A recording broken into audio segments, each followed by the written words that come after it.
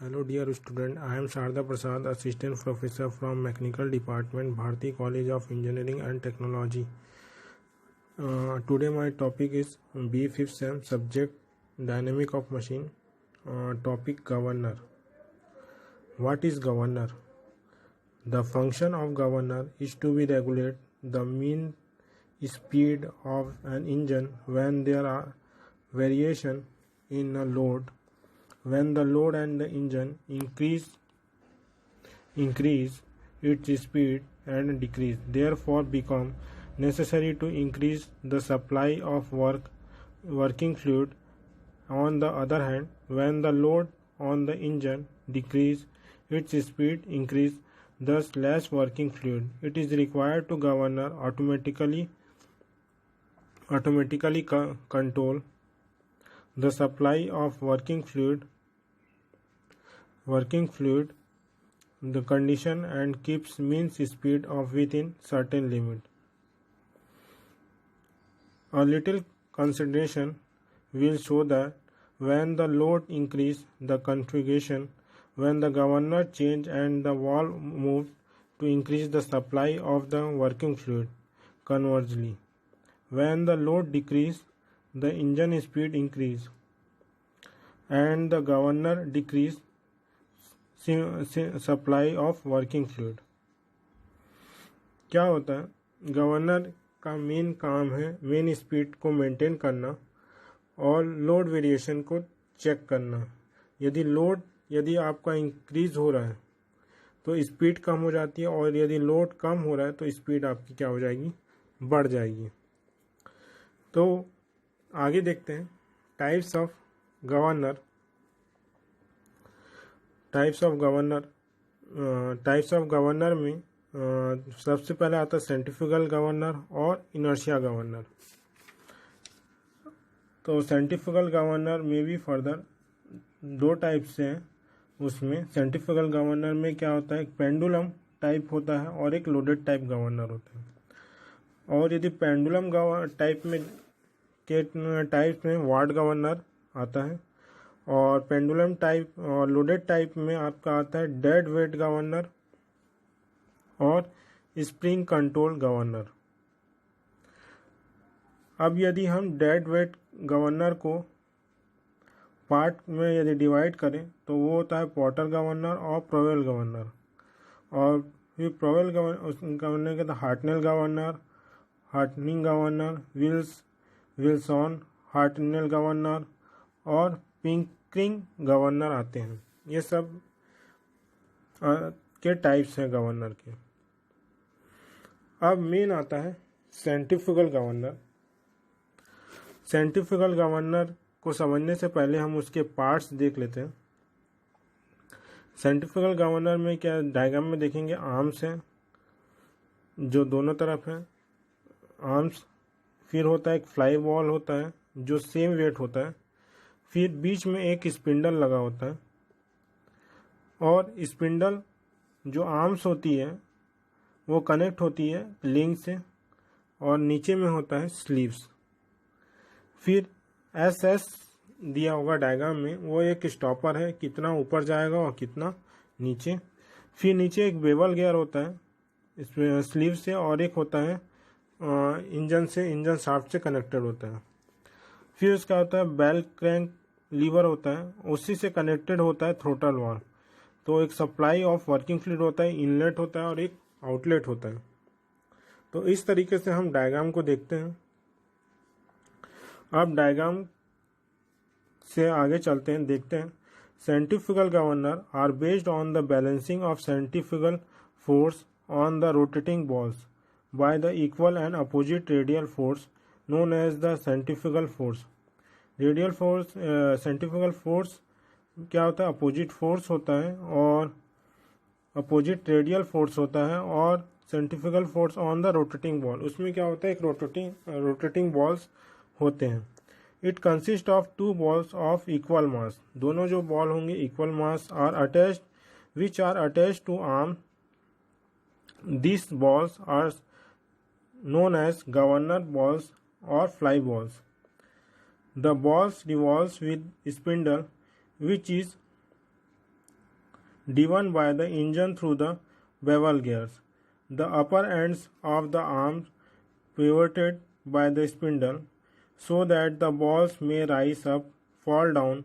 They revolve about the vertical axis.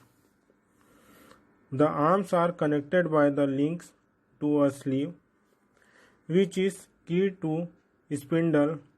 This sleeve revolves with the spindle, but the slide up and down. The balls or sleeves rises when the spindle speed increases and falls when the speed decreases.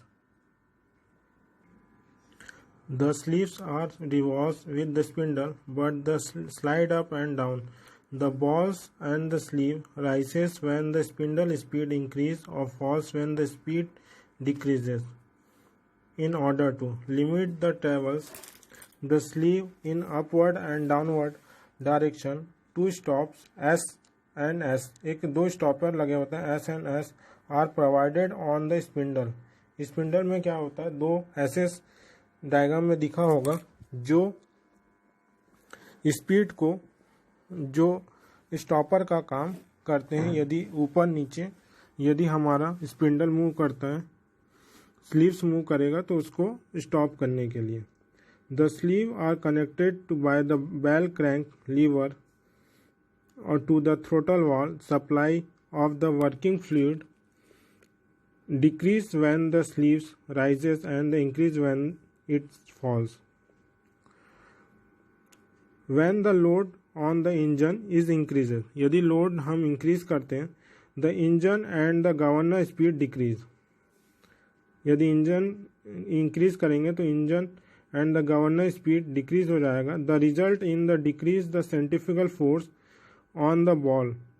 When the ball moves inward, the sleeve moves downward.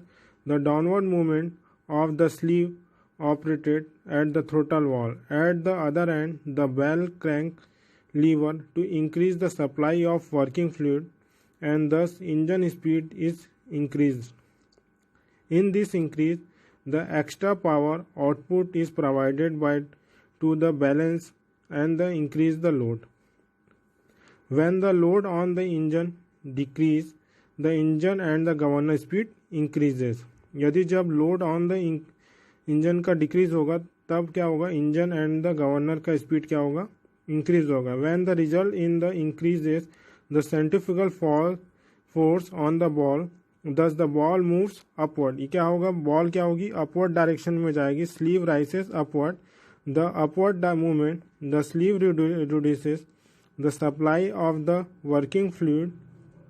When the speed is decreases, in this case the power output is reduced. इसमें क्या होता है, जब engine का speed mode जब ज़्यादा हो जाता है और लोड कम होता है तब क्या होता है, थ्रोटल वॉल क्या हो जाता है, क्लोज हो जाता है और वर्किंग फ्लूइड क्या हो जाती है, उसका जो फ्लो होता है वो क्या हो जाता है, लेस हो जाता है. एज कंपेयर यदि हम इंजन स्पीड यदि हम लेस करेंगे तो लोड क्या होगा, लोड क्या हो जाएगा, मोर हो जाता है और थ्रोटल वॉल क्या हो जाता है, ओपन हो जाता है, जिससे वर्किंग फ्लूइड क्या हो जाती है, फ्लो होने लगती है. तो इस तरीके से क्या होते हैं, centrifugal force centrifugal governor working करता है इस तरीके से. टर्म्स यूज इन गवर्नर, कुछ टर्म्स यूज होते हैं जैसे height of governor. Height of governor, it is the vertical distance from the center of the ball to the point where the axis of the arm intersect on the spindle axis. It is usually denoted by small h. Second आते हैं equilibrium speed. It is the speed at which the governor ball arms are in complete equilibrium and the sleeve does not tend to move upward or downwards. Third है mean equilibrium speed. It is the speed at the mean position of the ball or the sleeves. Fourth है maximum and minimum equilibrium speed.